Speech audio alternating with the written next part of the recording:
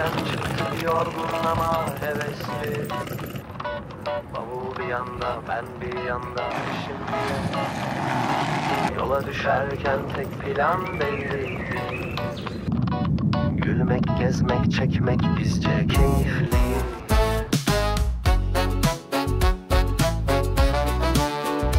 Efendim hoş geldiniz kanalımıza. Nasılsınız, iyi misiniz? Keyifleriniz nasıl? Her şey yolunda mı? Bizim her şey çok yolunda, çünkü neden?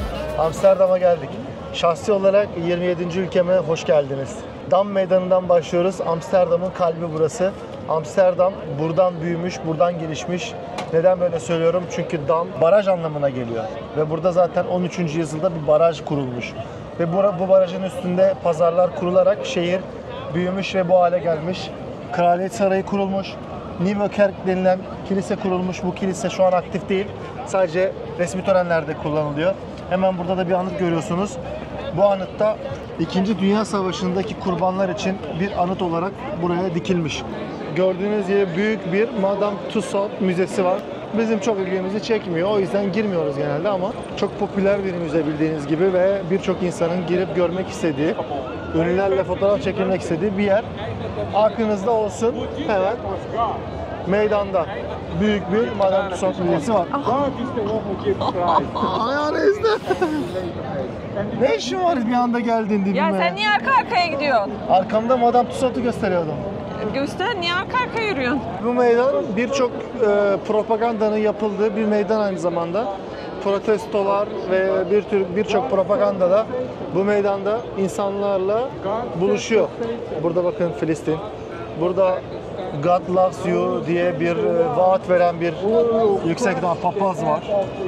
Burada başka şeyler. Her yerde sokak sanatçıları falan.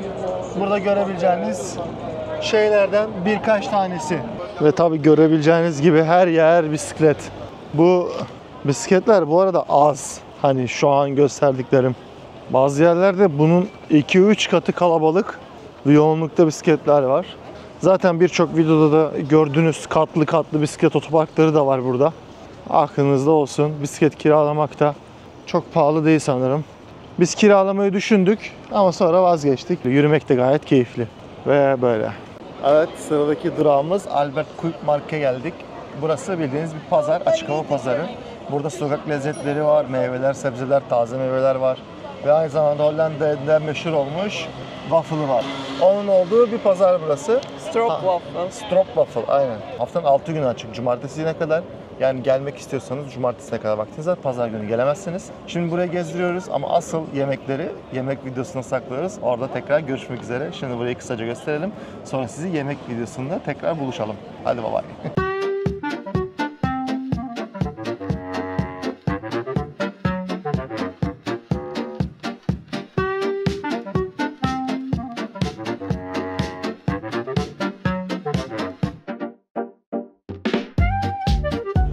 Arkamda gördüğünüz bina Heineken'in eski fabrikası. Bu Heineken'in eski fabrikasında turlar düzenlenebiliyor. Bu turlar sayesinde de işte 1,5 saatlik bir süre geçiyor aradan.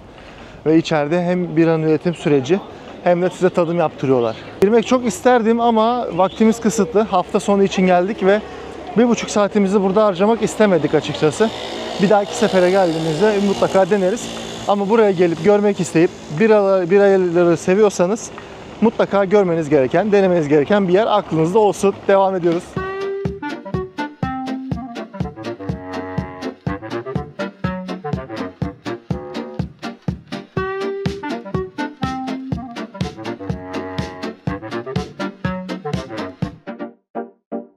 Amsterdam'ın meşhur çiçek pazarına geldik. Burası özellikle Nisan-Mayıs aylarında daha popüler oluyor. Çünkü çiçeklerin açtığı dönem biliyorsunuz ve bu markette de çeşit çiçek, çeşit tohum ve bir sürü şey bulabilirsiniz. Aklınızda olsun. Gelmeyi mutlaka ihmal etmeyin.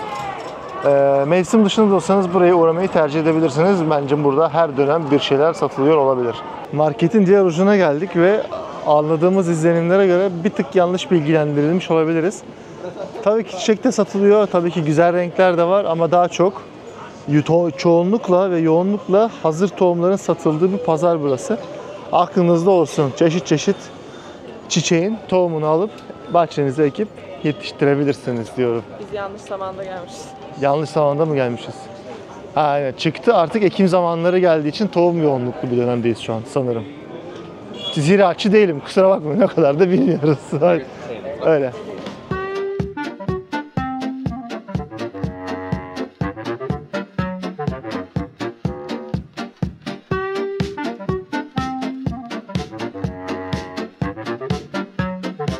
Şu anda Kalverstraat'ın içindeyiz. Burası da buranın alışveriş caddesi. Çok popüler bir cadde. Yol boyunca mağazalar dolu. Burası da buranın istiklali diyebiliriz biliyorsunuz.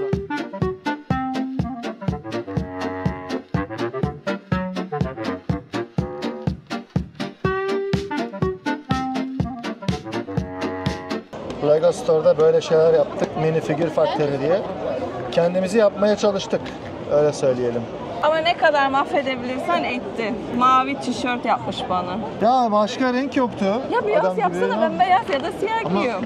neyse şimdi şey yaptık bunu. Beyaz ya da siyah giyiyorum. Alın. Mavi. Hayatımda hiç mavi tişört giymedim. Bir şey olmaz ama güzel Ha, oldu. göster. Böyle yapıyorsunuz da isminizi basıyorlar böyle. Aa, dur. Sonra üstü önüne de şey yapmış. R kalp yaptım. Bunu da aç. Aynı tişörtleri giydirdim ikimize de ama öyle düşün. Seni de hayatında hiç mavi tişört giyerken görmedim. Bir kere bile hayatında mavi tişört yoktu. Ya ne yapayım başka renk yoktu ya güzel. Ya nasıl yoktu? Seçenekler biraz kısıtlıydı. Yemek şeyi çok güzel olmuş. Evet kruvasan elime aldım çünkü çok yemek yediğim için. Böyle Saç bir şey da koymamışsın. Saç koymadım evet. Neden? Çünkü sebebi belli değil mi? Sebebi belli değil mi? Bunları koleksiyon dolabıma koyacağım. Orada dursunlar. Bence güzel oldu. Orası için gayet güzel ve yeterli. O tişörtleri bir gün değiştirelim. Yaparız bir gün hallederiz. Yenisini yaparım bir dahaki yerde. Ya niye boşuna para veriyoruz yine? İlkinde düzgün yap, bitti gitti. Ya niye boşuna olsun ya? Anıdır yavrum, anıdır ya. Aa. Dur, burada daha yüksek, daha fazla merdiven var. Adım var. İleridekinde daha az merdiven adımı var. Ve geçmişte bu merdivenleri ne kadar çok yüksek adımlı, ne kadar çok adımlı yaparsan insanların bu zenginlik göstergesiymiş. Yani ne kadar daha yüksek yaparsan evet. Merdivenin ne kadar yüksekse o kadar zenginmişsin. Daha... Evet. Özet Aferin olarak. lan, aferin lan. Aferin kalbime. Mario ve prensesler. Böyle. Bu prenses kıyafetini giymiş adam yüksek ihtimal damat ve diğerleri de onun sağdışları. Buralarda Avrupa'da böyle bir gelenek var. Damadı edebilecekleri en rezil hale getirip bekarlığa veda yapıyorlar. Jordan Mahallesi'ne geldik şimdi de. Jordan Mahallesi hakkında da hemen kısaca bilgi vereyim size. 1600 yıllarda işçi sınıfı için yapılan bir bölge. Jardan adından geliyor. Sonradan Jordan'a dönüşmüş. Jardan da çiçek anlamına geliyormuş. Ve bu mahalledeki bütün sokak isimleri de çiçek ismi. Aklınızda olsun. Burası sonralardan işte hippilerin, sanatçıların geldiği bir mekan haline gelmiş. Ve günümüzde de kafeler, bu gördüğünüz gibi vintage dükkanların olduğu bir mahalle, bir uğrak mekan haline gelmiş. Mutlaka uğramanızı tavsiye ederiz. Biraz önce otururken burada böyle keyif yaparken dedim ki ya yamuk ev göremedim ya dedim. Başakan'ın dedi ki sonra sence karşındaki yamuk değil mi dedi. Sonra bir baktım ki gerçekten yamuk. Ve ne oldu? Ve hemen video çekmeye karar verdim. Evlerin yamukluğu nasıl? Sanki yıkılacakmış gibiler değil mi? Bak şu yamuk. Bayağı yamuk. Bak şunlar da sanki böyle öne doğru yatmış gibi hafiften. Yo bak komple yanık yamuk böyle gidiyor kayıyor. En çok bunda Evet hissediyorsun. Binaların yamukluklarını görüyor musunuz? Baksana sanki üstümüze devrilecek gibi. Sokaktaki binaların simetrisi kaymış.